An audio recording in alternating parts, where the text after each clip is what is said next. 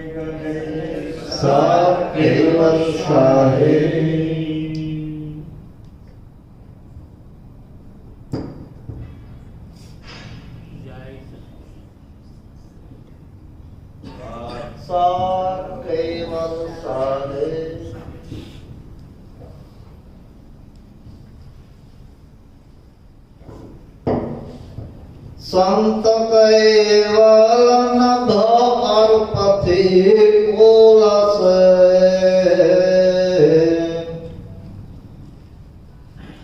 तत्व प्रकाशित हास मुराते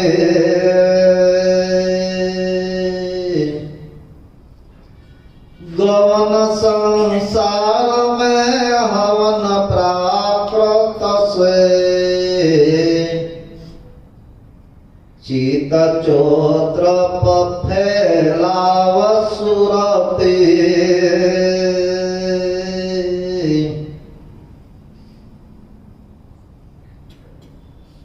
महाशून्यमा ब्रह्म प्रकाश न प्रकाशक अनंत ब्रह्मांडाधीश विश्वम्यंता विश्वरचयिता सकर्ता सत्कैवलना महाविश्व जान जान स्वरूप प्रातः स्मरणीय प्रातः वंदनीय परम कृपाळु परम दयाळु दिव्य परम गुरु श्रीमंत करुणा सागर भगवान विश्व भरना मनुष्य देहधारी चैतन्य अवसों में ज्ञान बोध उपदेश करता स्वरचित हस्ता लेवा ग्रंथना 31 अंगनी अंदर कहे छे संत कैवल नभ अरूपथी उलसे सज्जना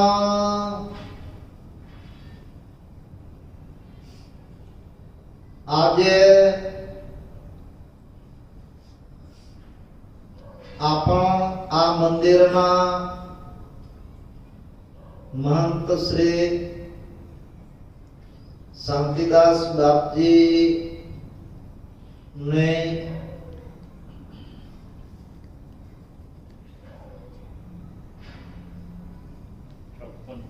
सपन में पुण्यतिथि ना निमित्ते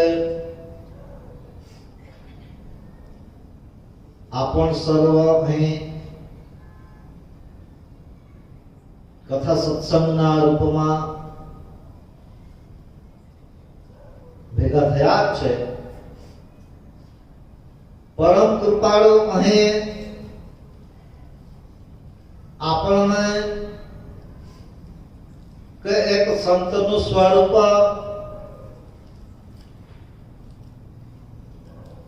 જે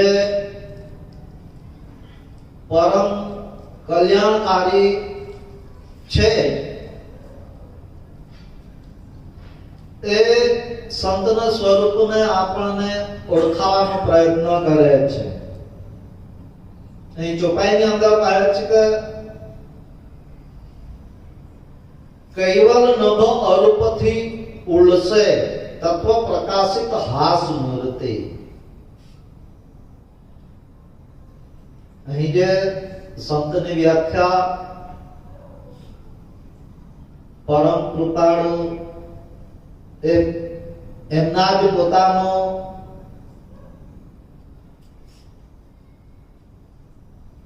कैवल मालिक पोते एक संतनु स्वरूप परम कृपाळु भगवान करुणा सागर आ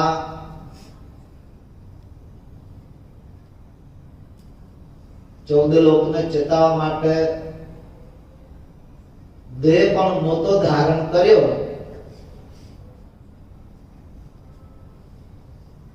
जगतने आदिमां ज आ परम कृपाळुनो महामूर्ति मंत स्वरूपનું સ્થાપન શરૂઆતથી થયેલું જ છે અને જ્યારે પણ નિરંજન લોકથી લઈ તે સાત દીપમાં અને જંબુદીપની અંદર જે દેહ ધારણ કરીને પરમ કૃપાળુ આવ્યા એ પણ પોતાના જ અહંગરૂપ સ્વરૂપ બ્રહ્માંડની અંદર છે જ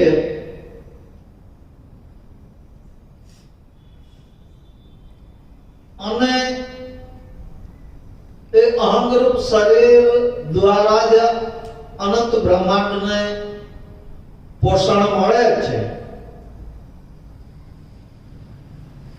એમાંથી અવ્યક્ત વિભુના અવ્યાકૃતના તત્વો લઈ જે તે ધામની અંદર જેવા તત્વોનો ઘાટ જોઈએ એ પ્રમાણે એ પોતે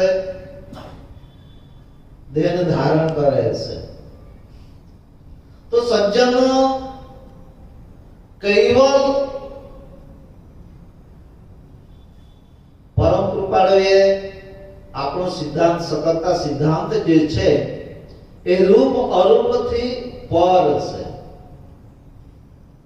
રૂપ અરૂપથી પર છે. આપણે રૂપથી અરૂપની અંદર આપણી સુરતાને લઈ જવું હોય તો આપણી પ્રીતિ હંમેશા તિલકની સાથે હોવી જોઈએ.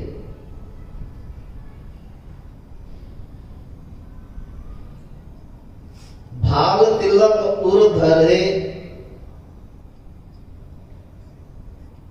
અને એ ભાવ તિલક એ ચૈતન્ય અંશનો શરીર છે.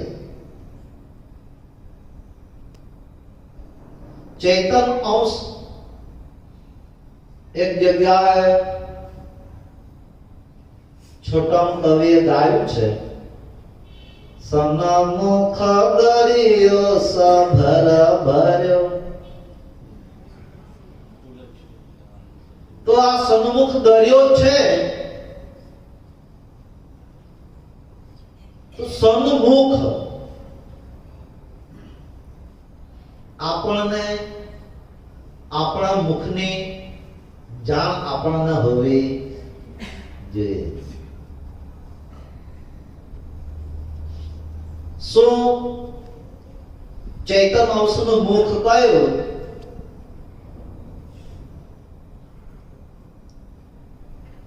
ચૈતન્ય અંશનું મુખ ફક્ત ભાલ તિલકની જે અણિયાળી ગતિ છે, જે અણી દર્શાવવામાં આવે છે, અને જે અણિયાળી ગતિએ આપણને આ સ્થૂળ દેહની સાથે જે આપણને જાણ જણાય છે, એ ચૈતન્ય અણિયાળી ગતિ આપણા શરીરની અંદર વ્યાપક થઈને કાર્ય કરે છે.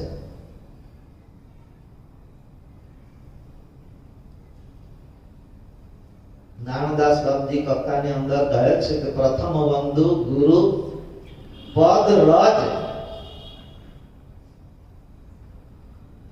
નાનદાસ શું કહે છે કે પ્રથમ વંદુ ગુરુ પદ રજ. રજ એટલે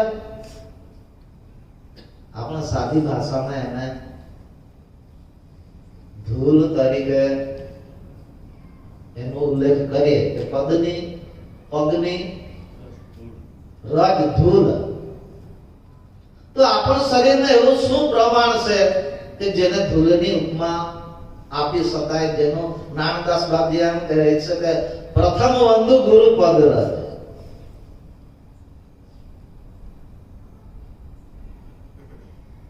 જે ઓમકાર નાભી કમળ દ્વારા આખા શરીરની અંદર નખશીખથી શિખા સુધી જે ઓમકાર પ્રણવ વ્યાપક થાય છે, આ ઓમકાર પ્રણવની અંદર સોહંગ પ્રણવની ગતિ છે, અને એ સોહંગ પ્રણવની સાથે ચૈતન્ય અંશની વૃત્તિ એટલે કે દ્રષ્ટિ, અને એની ત્રણ લક્ષણાઓ કોણ? જાણ, ક્રિયા શક્તિ અને ચેતના. આ વ્યાપક થઈને કાર્ય કરે છે.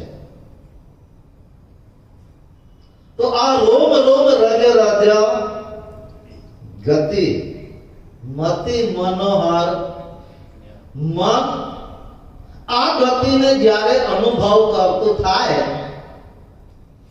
અને એ સમયે આપણે કૈવલનું સ્મરણ કરી શકીએ તો મન હરિરૂપની સાથે મનોહર એટલે એ હરિનો સંગ કર્યો કહેવાય. જે ઓમકારની અંદર રોમ રોમ વ્યાપકની અંદર સ્વંગની ગતિ છે એનો સંગ કર્યો કહેવાય, એનું સ્મરણ કર્યું. એટલે પણ વ્યાપકની અંદર આપણ શરીરની અંદર રોમ રોમ ચૈતન્ય અંશની ગતિનો આપણને ખ્યાલ આવતો નથી.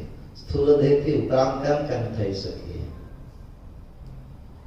અને તે પણ નાનદાસ એમ કહે છે કે પ્રથમ બંધુ ગુરુપદ રજ, અને એની સાથે આપણે પ્રીતિથી પ્રેમથી સ્મરણ કરવાનું છે. સમજે આપણું ભજન તો કેટલું આગળ રહે. એટલે સજ્જન, આ સંત નું સ્વરૂપ જે સ્થૂળ દેહથી આપણને ઉપરાંત થતા સ્થૂળ દેહ દ્વારા જે આપણને જાણ જણાય છે, ચેતન અંશની ગતિ વ્યાપક સ્થૂળ દેહની અંદર કાર્ય કરે છે. ત્રણ લક્ષણ જાણપણું, ક્રિયાશક્તિ અને ચેતના એ ક્યાં કામ કરશે? ઓંકારની અંદર જેને ખટ ઐશ્વર્ય વિભુ કહેવામાં આવે, એની સાથે રહીને જ કાર્ય કરશે. જેને અક્કલ, આરત, સુરત, મુરત, નિચૈતનતાને ઉપજણ કહેવામાં આવે, એની સાથે જ આ ત્રણ લક્ષણાઓ કામ કરે. જ્યાં આ છ ઐશ્વર્ય શક્તિ આ તત્વોની અંદર પુખાયેલી જે છે, એ તત્વોની અંદર કદાચ કોઈક જગ્યાએ વિકૃતિ આવે એટલે આ શક્તિ ત્યાં કામ કરે નહીં. અને એ તત્વોની અંદર વિકૃતિ આવી હશે એટલે ત્યાં આપણને એ જાણ જણાશે, ત્યાં ચેતના જાણપણું અને ક્રિયાશક્તિ ત્યાં રહેવા પામતી નથી. આપણને આ માનવ ઘાટનો જન્મ થાય બાળકનો, ત્યારથી ઐશ્વર્ય શક્તિ ને વાપરીને પ્રણવ બહાર નીકળે છે. કાળ ચક્ષુસત્વ એને જ બહાર કાઢે છે. ઐશ્વર્ય શક્તિને જ કાળ ચક્ષુસત્વ બહાર કાઢવાનું કાર્ય કરે છે. એટલે બાળક તો મોટું થાય છે, પણ તે પોખાયેલી જ્યાં સુધી સંપૂર્ણ બાળ દશા કેમ ભોગવે છે? બાળક એની અંદર નિર્દોષપણું, એની અંદર રાગ દ્વેષ ને એ કેમ રહેવા પામતું નથી? નાના બાળકને સહિત તમે બાળકો રમતા હોય તો એ થોડી વાર પછી ફરી પાછા ભેગા જ રમવા લાગે છે. અને મોટાઓની અંદર કેમ વર્ષો સુધી આ પકડ લાંબો સમય સુધી રહે છે? એની અંદર આ ઐશ્વર્ય ફટ સંપત્તિ જ સંપૂર્ણ કામ કરે છે. તત્વો હજુ વિકસિત થયા નથી. શરીરની અંદર આટલી ઐશ્વર્ય શક્તિ પોખીન માનવ ઘાટની રચના થાય છે. જગત પક્ષનું તરત કેમ ભૂલી જવાય? આ કણ ઘાટની અંદર જે પણ ઘાટ હોય એ ઘાટની અંદર આ પોખણી છે જ. 84 લાખ પ્રકારના તમામ ઘાટની અંદર. એટલા માટે પરમ ગુરુ આપણને બાળ દશા સબસે સુખદાય, બાળકનો ગુણને ગ્રહણ કરવાનું કહે છે. ભક્તિ કરતા કરતા આપની અંદર દાસત્વ ભાવ દિન પ્રતિદિન વધવો જોઈએ. આપણી અંદર રાગ ને દ્વેષ ને આશા ને ઈર્ષા વગેરે ભક્તિ કરતા કરતા દૂર થવું જોઈએ. એક બાજુ આપણે ભક્તિ પણ એટલી જ કરીએ છે અને આશા ને ઈર્ષા એ પણ એટલું વધતું પણ જાય છે. તો સજ્જનો આને સમાવવું કેમ એ કળ આપણને ભક્તિ કરતા કરતા પ્રાપ્ત થવું જોઈએ. એને આપણે ઉચકીને દૂર મૂકી દઈએ એવું બનવાનું નથી કેમ તો કે શરીરની રચનામાં આવે છે. એટલે એ માલિકનું મિશ્રણ છે, અંકુરનું બંધારણ છે. અંકુરના બંધારણની અંદર આપણાથી કઈ ફેરફાર થાય એમ નથી. એક વસ્તુતા થાય કે સમજણનો ઘરથી એને જે વખતે જે તત્વનું પરિબળ આવે વર્તમાન જીવનમાં, તો એને સમજવાની કળ ભક્તિ કરતા કરતા પ્રાપ્ત કરી અને પછી એને સમાવવાનું, એને શાંત કરવાનું. એ કળ આપણને સદગુરુ જાણ જણાવે. તો ચેતન અવસનું જે મુખ છે, સન્મુખ સભર ભર્યો, માલિક દિવ્ય પરમ ગુરુનું સ્વયંનું સ્વરૂપ એ તો બ્રહ્માંડમાં પણ છે અને આપણા ઘાટમાં પણ છે જ. બ્રહ્માંડમાં ઠસઠસ ભરાયેલું છે, તત્વોની અંદર પોખાયેલું છે. સ્વયંની ગતિ માલિકે બ્રહ્મના થોડે પરિપક્વ કરેલા જ છે તત્વોને.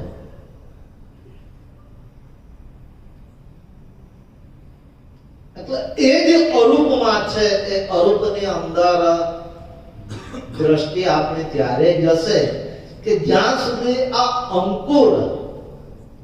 અંકુરની અંદર આ છ જ રકમ આવે છે, જેના અક્કલ આરત વગેરેની ઐશ્વર્ય શક્તિ કહેવામાં આવે. આ છ રકમોનું જ આ અંકુર છે, એનું આ ભાલ તિલક છે. તો આ ભાલથી ચૈતન્ય અંશ ગતિએ અણિયાળો છે. બધા તત્વો અણિયાળા થયેલા છે.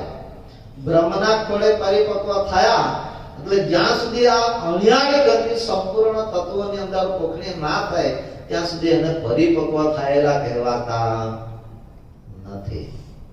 તો બ્રહ્મ તો એમ કહેવાય છે કે ભાવાભાવ રહિત છે, એ કઈ કરી શકે એમ નથી. તો બ્રહ્મની અંદર પરિપક્વ કેમ થાય પ્રશ્ન એ છે. પણ માલિકે સૌથી પહેલા દિવ્ય પરમ ગુરુનું જે શુદ્ધનું સ્વયં સ્વરૂપ, જે શુદ્ધ કહેવામાં આવે, ઉપજણના રૂપમાં પ્રથમ ઉત્પન્ન થાય, એ જે સ્વયં સ્વરૂપ છે, એ સ્વયં સ્વરૂપની અંદર જ આ તાકાત છે કે તત્વને પરિપક્વ કરી શકે. બ્રહ્મની અંદર આ તાકાત નથી. પણ સ્વયં બ્રહ્મની સાથે અનુસૂત થયું છે એટલે સ્વયંની ગતિ દ્વારા તત્વો અણિયાળા થાય છે. અને એ તત્વો નું અંકુર અણુથી લઈને બ્રહ્માંડ વૈરાટના વૃક્ષ સહિત બધાનું જીવન કયું છે? સોહંગનું છે. જીવન પક્ષ સોહંગ છે, પણ બ્રહ્માંડ રૂપ વૈરાટનું પણ સોહમ તત્વવાળું જીવન છે. એટલે ન લાગે છે. જીવન તો સોહંગનું જ છે, પણ આપણા બધાનું જીવન મ વાળું કેમ બોલવામાં આવે તો કે તત્વવાળું છે એટલે સોહમ. એટલા માટે સ્વસંવેદની અંદર પહેલી ચોપાઈની અંદર લખ્યું કે સોહમ સ્વસમ હે પ્રણવ પ્રાકૃતમ જે અખિલ લોક અંતર જપ વેદ પંચમોત્તરે. કેમ તો આ પ્રણવનું જે બંધારણ થયું,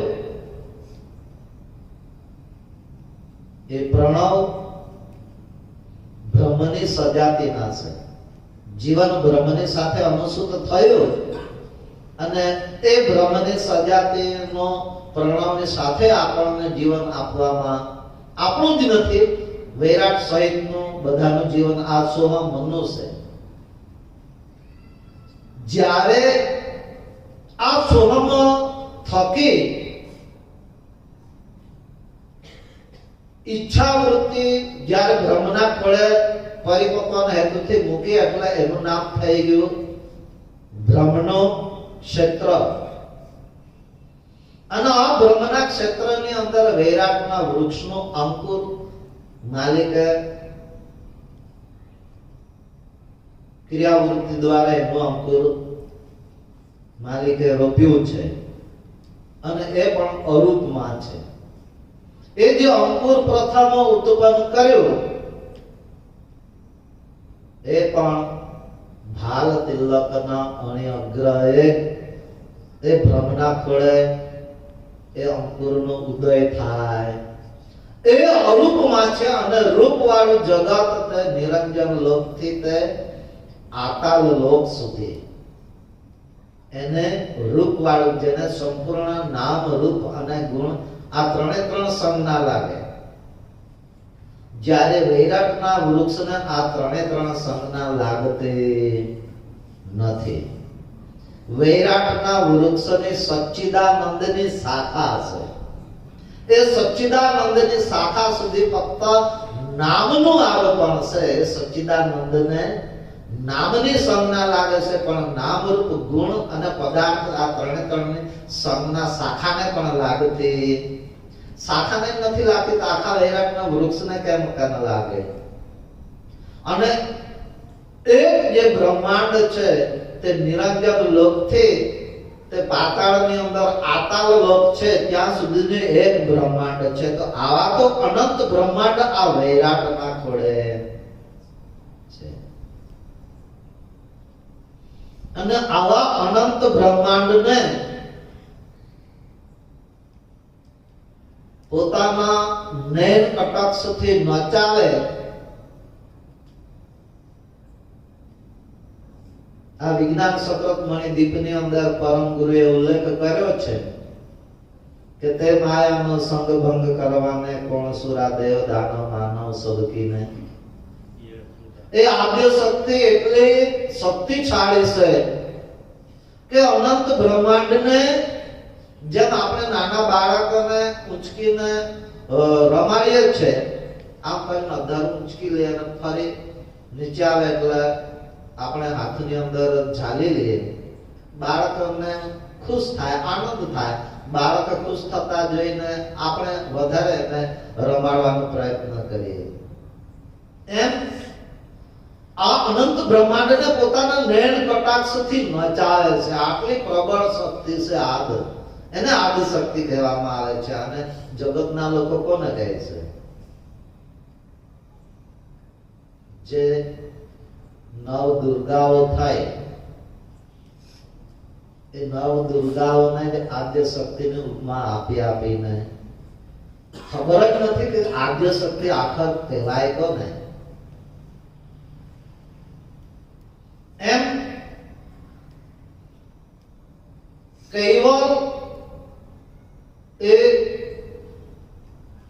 રૂપ અને અરૂપ આ બંનેનો સાક્ષી છે. રૂપ અને અરૂપ એ બંનેનો સાક્ષી છે. જેમ સઘન ઘનમાંથી વરસાદ ક્યારે આવે તો કે એનો વાદળના રૂપમાં પેચ બંધાય ત્યારે આપણને માલુમ પડે કે હવે વરસાદ થવાનો છે. એમ જ્યાં સુધી આપણે તત્વનો કંઈક કલર જોઈ શકીએ, આમ તો ત્રણ તત્વોને તો આપણે પ્રગટ જોઈ જ શકીએ છીએ. આ દ્રષ્ટિ દ્વારા જોઈ શકાય છે. પૃથ્વી, જળ અને અગ્નિ. પવનનો કલર જોવો હોય તો એ પ્રણવની સાથે નાકના અગ્રભાગે દ્રષ્ટિને સ્થિર કરો તો એ પવન તત્વનો કલર પણ દેખાય. આપણી આ ચર્મની દ્રષ્ટિથી દેખાય. આકાશ તત્વનો પણ કલર દેખાય. આપણી આ ચર્મની દ્રષ્ટિથી એનો કલર પણ આપણે જોઈ શકીએ. તો જે વસ્તુ આ ચર્મની દ્રષ્ટિથી જોઈ શકાય એમ છે તો સાબિત થાય છે કે એ આકાશ તત્વ પ્રધાન્યતા વાળા નિરંજન પુરુષ જે છે એને એટલા માટે નામ રૂપ અને ગુણની ત્રણની સંજ્ઞા લાગે છે. આપણી દ્રષ્ટિ હવે અદ્વૈતમાં લઈ જવાનું છે. તો અદ્વૈત વસ્તુને આપણે નિરખવું હોય તો એ અદ્વૈત વસ્તુને નિરખીને આપણે તો પ્રીતિ કરવાની છે. ચેતન અંશને કેટલી ગતિ આપેલી છે, આને માનવ ઘાટમાં વસાવેલો છે. અદ્વૈતની અંદર પ્રીતિ બાંધવી હોય તો આપણી પ્રીતિ આ છ રકમની સાથે થવી જોઈએ. ક્યાં? તો કે અક્કલ, આરત, સુરત, નુરત અને નિચેતનતાને ઉપજણ, આ છ ની સાથે આપણી પ્રીતિ થવી જોઈએ. અને એની સાથે પ્રીતિ થાય એટલા માટે આપણને હરખી પહેલા એમ કીધું કે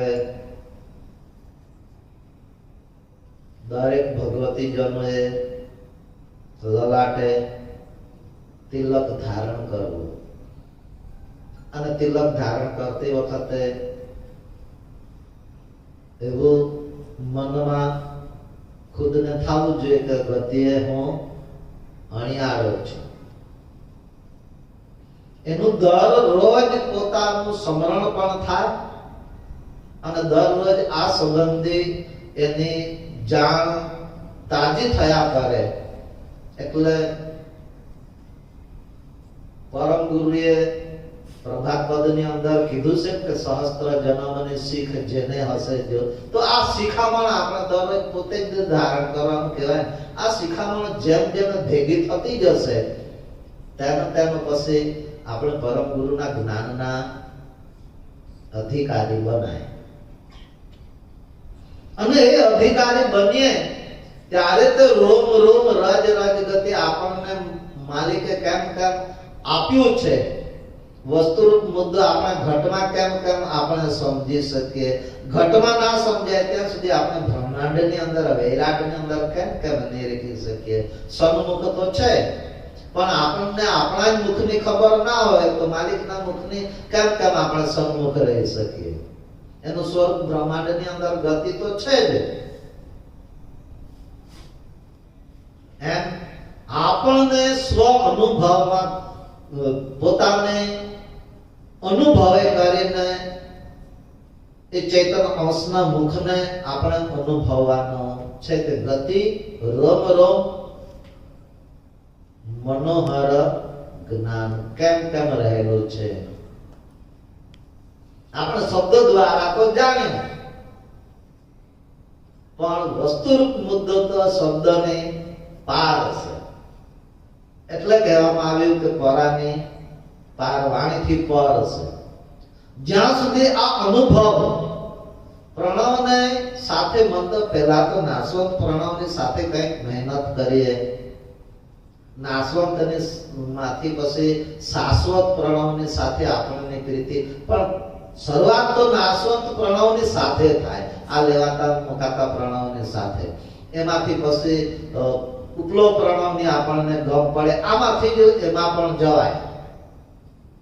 પણ આગળ વધાય તો જવાય, શરૂઆત કરી હોય તો જવાય. એટલા માટે પરમ ગુરુએ સત્સંગમાં લખ્યું પણ છે કે કાયમ પંથમાં ઉભા રહેતા શીખો. તો મૂળ કાયમ પંથ આખર સુર લલાટે તિલક ધારણ કરી લીધું, ગળામાં કંઠી ધારણ કરી લીધી એટલે શું આપણે કાયમ પંથી થઈ ગયા? એમ નથી. એ અનુભવના માર્ગ ઉપર આપણે ચાલવાનો છે. જે અનુભવ આપણને આ પ્રણવની સાથે થાય, પ્રણવની સાથે થાય અને એ અનુભવના માર્ગે જ્યારે આપણે ચાલીએ ત્યારે દિન દિન આપણને એની ગમ પડે નવીન નવીન. ક્યાં સુધી? આપણ અપૂર્વ ચેતન અંશનો અનુભવ થાય ત્યાં સુધી. ત્યાં સુધી આ ગતિ નવીન નવીન કેમ કેમ આપણને અનુભવ થાય તે પોતેની જાતે નિર્ણય અને અનુભવ પોતાને થાય અને પોતે આનંદમાં રહી શકે. આનંદ કઈ બહાર ખોલવા જવાનો આવતો.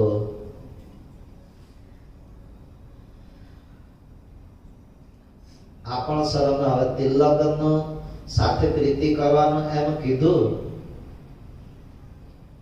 તો તિલક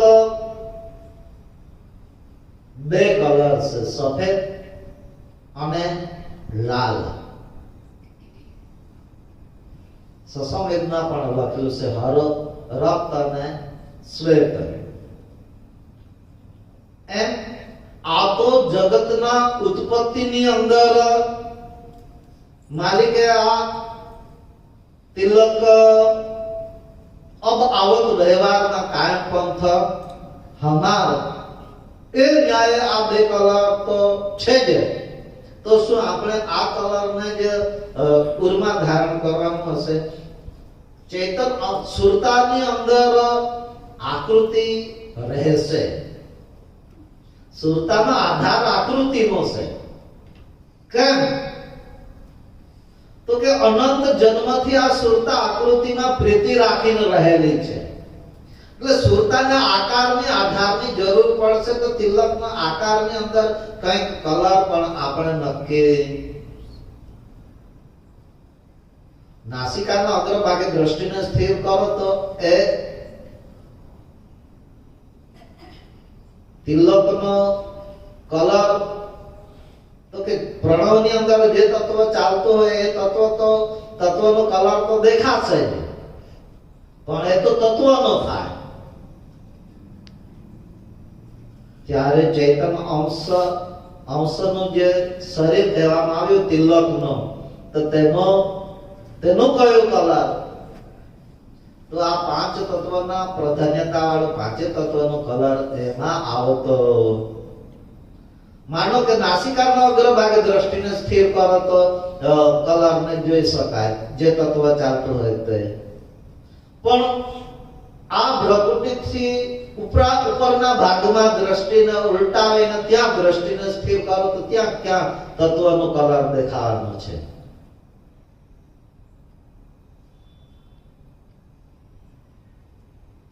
દ્રષ્ટિને નાકના અગ્રભાગે સ્થિર કરીએ તો જ કલર દેખાય તત્વનો.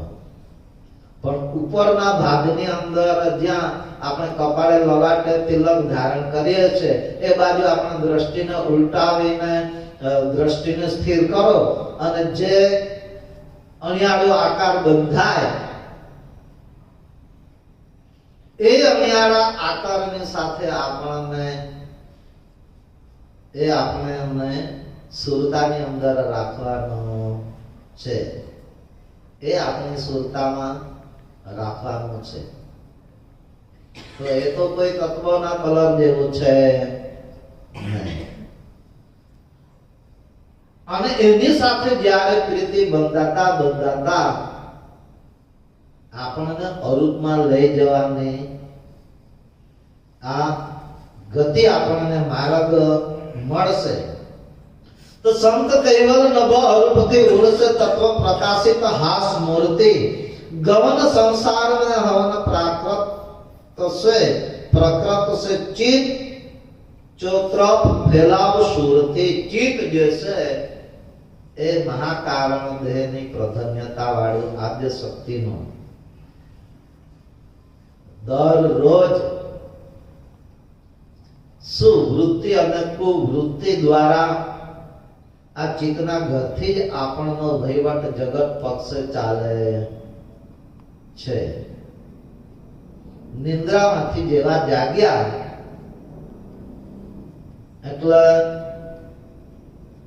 જ્યાં પણ આપણી દ્રષ્ટિ પડે ત્યાં જળ અને ચેતન બે વસ્તુતાને આપણે નિરખી શકીએ. ક્યાં તો સામે જળ હોય, ક્યાં તો પછી ચેતન કોક જીવતો વ્યક્તિ હોય.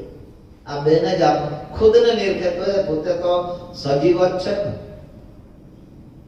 એટલે જળ અને ચેતનને જ આ નિરખે છે અને તે પણ સુવૃત્તિ અને કુવૃત્તિ દ્વારા. ત્યાં જ મહાકારણ દેહ ત્યાંથી જ અને તેમાંથી તરત જ ફરી પાછું નક્કી થઈ જાય. કારણની અંદર આવતા વાર લાગતી. આ કેટલી ઝડપી કામ કરે છે. ચેતન અંશને કેટલી શક્તિ આપેલી છે.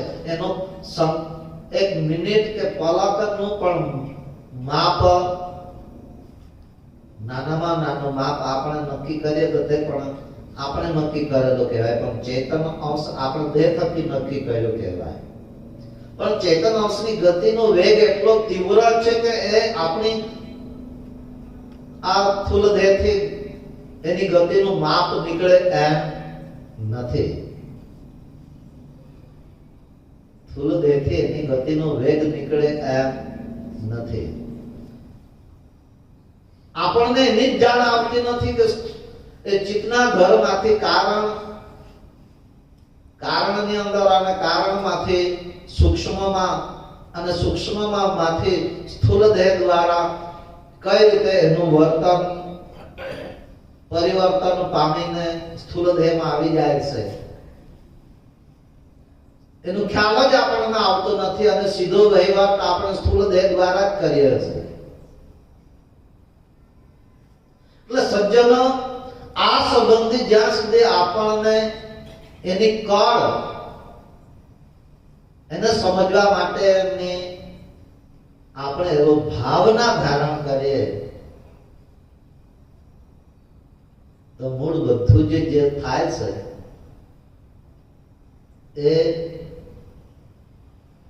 એ તિલકના નમૂનાના સાથે આ 6 રકમ છે એમાં સૌથી વધારે જે કાર્ય કરે છે એ સુરત મુરત અને આરત. આરત રૂપી સંપત્તિ જે છે, આ આરતની અંદર દિન પ્રતિદિન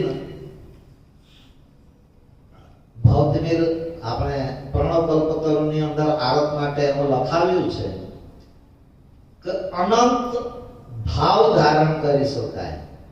એક જ જાતનો નહીં, અનંત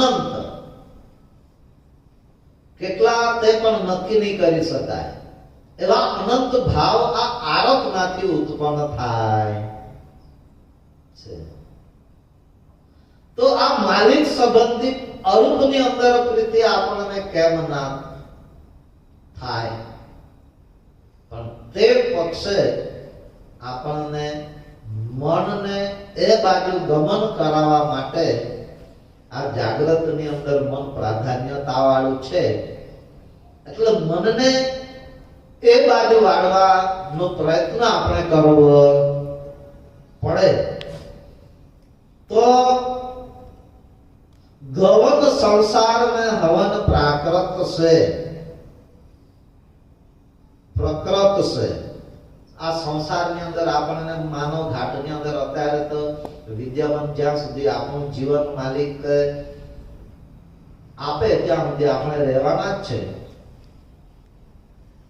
તો ત્યાં સુધી આ જે બાજુ જીવન આવે છે એ બાજુ આપણે દ્રષ્ટિ પણ કરવાની જરૂર છે. સજ્જનો, તત્વોની અંદર પોખાયેલી ઐશ્વર્ય શક્તિ ચૈતન અંશ ની સેવામાં આપેલા આ શરીરની સાથે જે 10 ઇન્દ્રિયો જે દેવી તત્વો છે એ દેવી તત્વો એ કરીને એમની આપેલી સંપત્તિ વાપરી નાખે પછી ચૈતન્ય અંશની પાસે પણ આ રકમ છે. કઈ રકમ? તત્વમાં તો પોખાયેલી જ છે, અક્કલ, આરત, સુરત, મુરત વગેરે, પણ ચૈતન્ય અંશ પણ આ જ સંપત્તિ લઈને આ ઘાટમાં આવે છે. આ સંપત્તિ એ એકતા થાય છે અને ચેતન અંશ એનો આનંદ આ ઘાટ દ્વારા લે છે. એટલે સજાતી એકતા થાય છે એમ કહેવાય છે. ચેતન અંશની પાસે પણ આ રકમ છે. ચેતન અંશની પાસેની રકમ જ્યારે આ શરીરમાં પોખાયેલા દેવી તત્વો વાપરવા લાગે એટલે નાનદાસ બાપજી પછી એમ કહે છે કે સુર કરીને મિત્ર કરીને સુર મોકલ્યા થયા દુઃખના દેનાર. અંગીકાર કરો ને કાગળ શિષ્ય મોકલે એની અંદર નાનદાસ બાપજી બોલ્યા અને ભંડાર આપીને ફરી કોઠાર ભંડાર મોકલો તો ખરા, પણ એ કોઠારને તાળું મારી મોકલજો, નહીં તો રસ્તામાં પાછા ચોર લૂંટી ના લે. કેમ? તો કે આ અક્કલ આરત દેવી તત્વ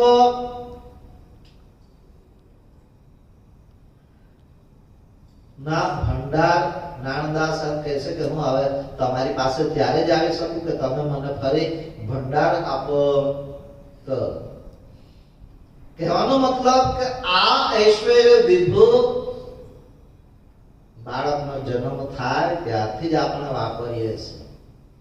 આપણે બધા જન્મ થતાની સાથે જ આ રકમને વાપરતા. માનવ ઘાટ ની અંદર તો જન્મ થાય ત્યારથી જ વપરાય એવું નહીં. દરેક ઘાટની અંદર જે માનવ ઉદરમાં થઈને પરિપક્વ થઈને બહાર આવે બધાને જ આ ઐશ્વર્ય શક્તિ જ વપરાય છે.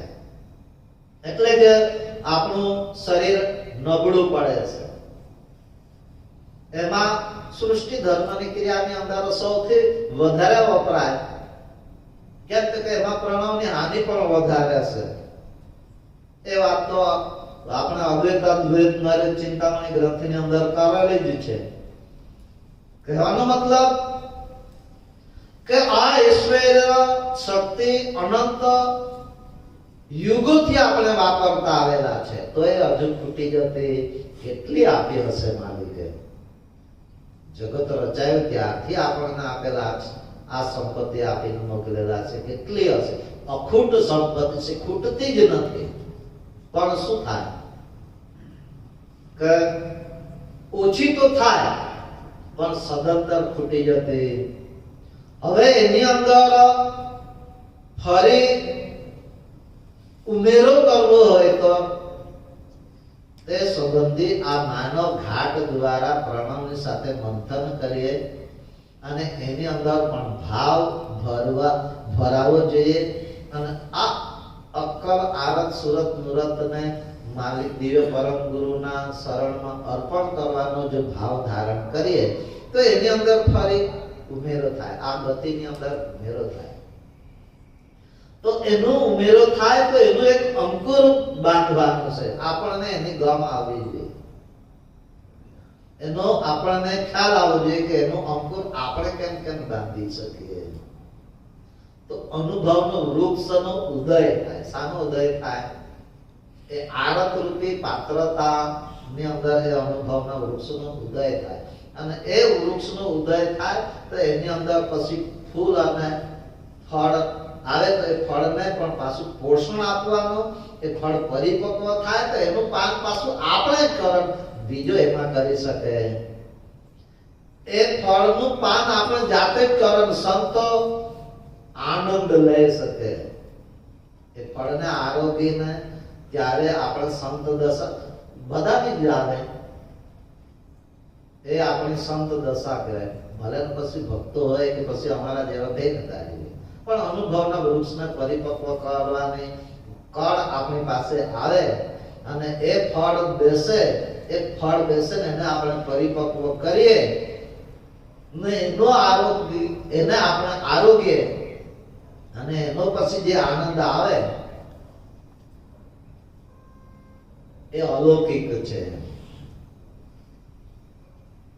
તો ચિત્ત ચોતરે ફેલાવો સુરતે જ્ઞાન મંગ ઘન પારથે કૈવલા તત્વ ઘાટ में वाट पाड़ी न वारस कहम को वेर अवाचनी उपमा शब्द उच्चार मुख सर्वदरस ज्ञान उमंग घन पारथी केवल घाट में वाट पाड़ी न वर्षे कहे कुबेर अवाच ने उपमा संत उच्चारे मुख सर्व दरस. જ્યાં આકાશમાંથી સઘન ગણમાંથી જે વરસાદ વરસવો હોય તો વાદળાનો પેચ બંધાય અને વાદળમાંથી પછી વરસાદ વરસે. એમ પરમ કૃપાળુ કૈવલ્યનો માલિકનો જે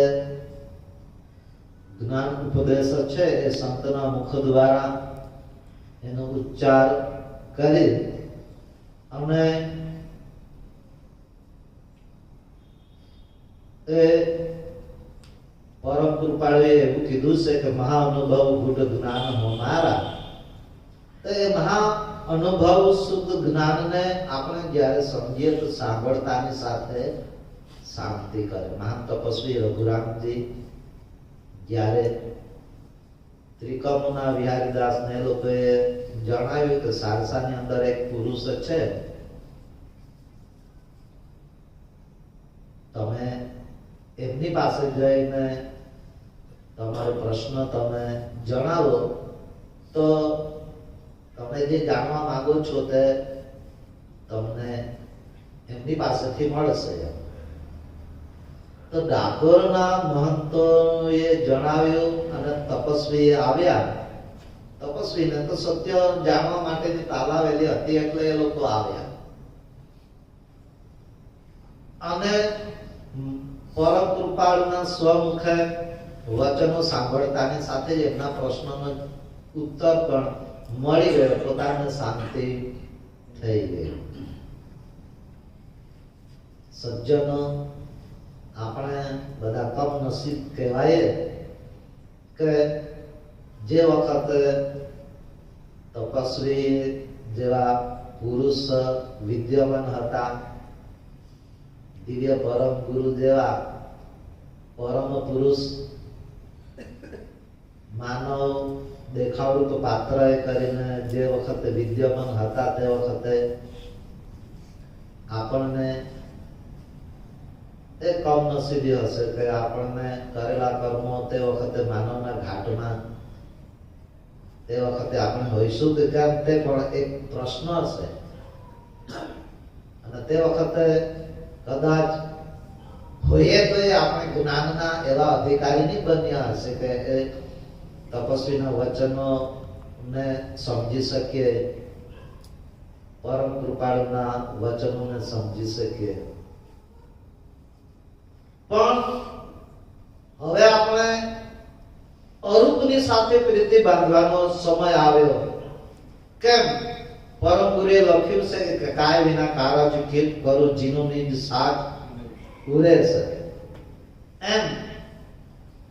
પણ આપણે અંતરમાં સાચપણું ધારણ કરીને જ્યારે ભક્તિ કરીશું તો માલિકનો સ્વંગનું સ્વરૂપ વિષ્ટિ ભાવે આપણા ઘટમાં તો છે જ અને સમષ્ટિ ભાવે બ્રહ્માંડની અંદર ભરપૂર છે. તો એની સાથે પણ સાચ આપણે ભક્તિ કરતા કરતા સદગુરુની દયાથી એ કળ આપણને પ્રાપ્ત થવી જોઈએ. તો વિશેષ વધુ ના કહેતા એક શાંતિદાસ બાપજી આપણા મંદિર માં લાંબો સમય રહી ધર્મનો પ્રચાર કાર્ય ગામડાની અંદર પણ વ્યારા, સોનગઢ, આ બાજુ માંડવી, માંગરોળ, આમ તો જ્યાં પણ આપણા કાયમથી ભક્ત સમાજ આપણા ગુજરાતની અંદર છે ત્યાં બધે જવાનું થતું જ હોય સંતોને. અને સાથે સાથે વિશેષ કાર્ય કર્યું કે તે સમયે પરમહંસ સુખાનંદ, વિષ્ણુદાસ બાપજી, મોહનદાસ બાપજી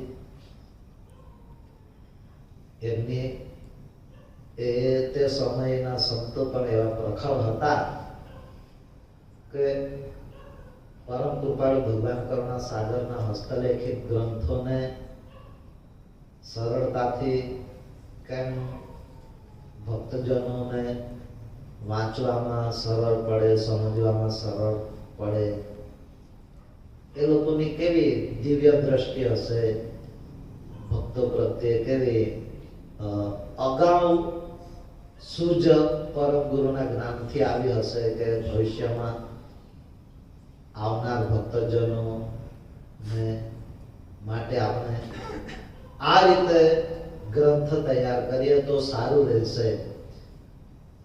એ લોકો ભવિષ્યના વર્ષોને જોઈ શકે એવી એ લોકોની દીર્ઘ દ્રષ્ટિ, એ દીર્ઘ દ્રષ્ટિએ કરીને એ લોકોને એ પ્રેરણા મળે કે અમારે ગ્રંથનું ભાષાંતર કરવું એમ. તો શાંતિદાસ બાપજી પણ, વિષ્ણુદાસ, પરમ સુખાનંદ એ બાપજીની સાથે રહી ધર્મના ગ્રંથોને છપાવો, એ દરેક કાર્ય કરવા માટેનો જે ભાવ એ બધાને જ થાય એવું નથી હોતું. અત્યારે પણ કોઈક સંતો આ સંબંધી કાર્ય કરતા હોય છે, એટલે એ ઘણી ઊંચી બાબત છે. એ સંબંધી એ આપણું અહીંનું આપણા ઉમરાનું મંદિર એ ઘણું, હું તો એમ જ માનું છું કે આ જગ્યા પર આવું એ પણ મારું પણ ભાગ્ય હોય તો જ હું આવી શકું એવું તો હું કબૂલ કરું છું. કેમ તો કે તપસ્વી પુરુષ આ જગ્યા ઉપર રહી ધર્મનો પ્રચાર કર્યો એ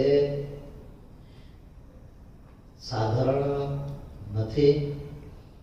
એમણે જો ઈચ્છા કરી હોત અને એમની પાસે જે શક્તિ હતી એ શક્તિનો કંચિત માત્ર પોતાના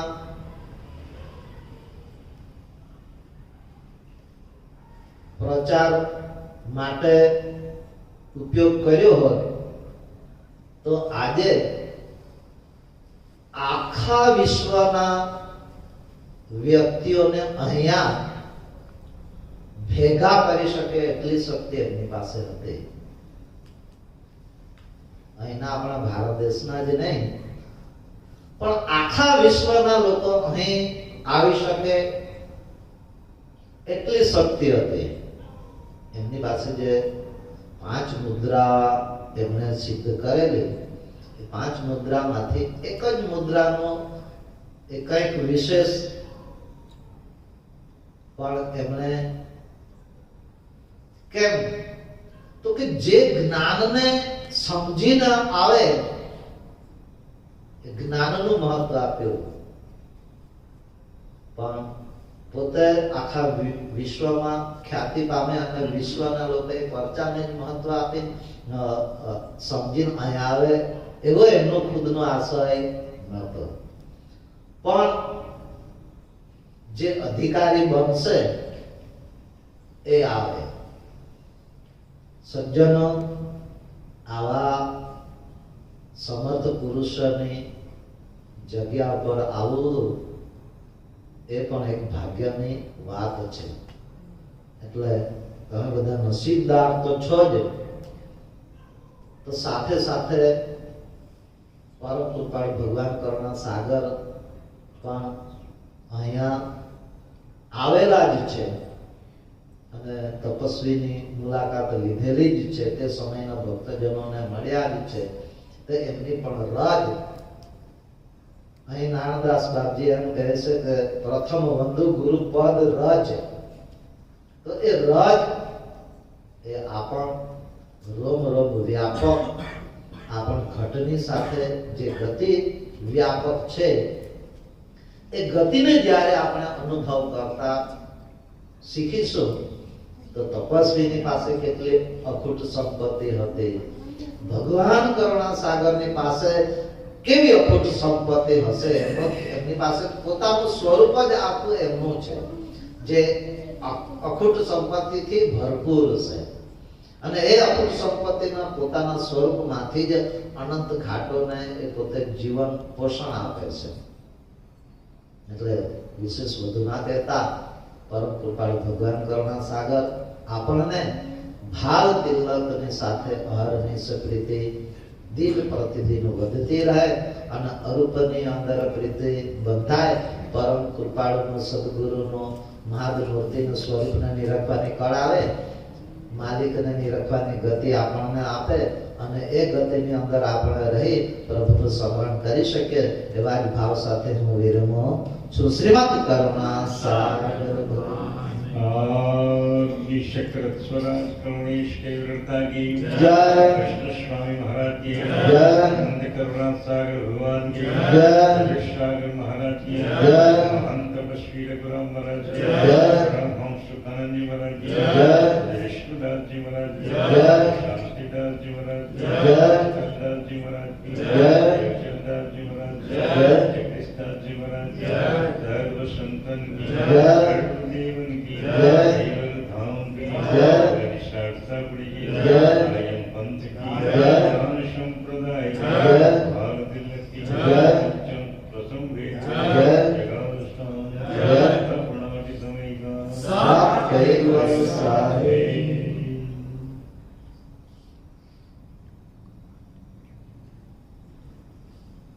सा